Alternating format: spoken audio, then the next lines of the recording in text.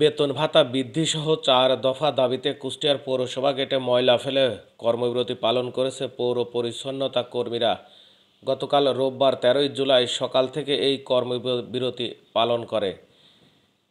এ সময় দাবি আদায়ে বিভিন্ন স্লোগান দেন তারা। পরিচ্ছন্ন কর্মীরা জানান, কুষ্টিয়ার পৌরসভায় প্রায় ৪৮০ জন পরিচ্ছন্নতা কর্মী কাজ করেন। একজন দিনমজুর দিন হাজিরা ৫০০ টাকা পেলেও আমরা ময়লা আবর্জনা কাজ করে হাজিরা পাই ২৭৫ টাকা।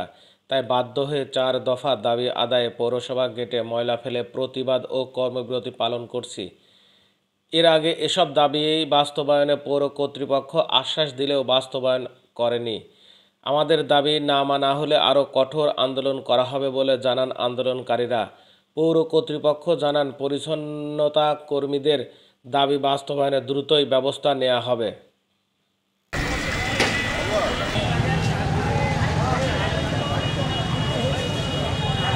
আমরা আজকের মতন সমাপ্ত করেছি, বুঝলেন? আবার কাল থেকে সংগঠনের নাম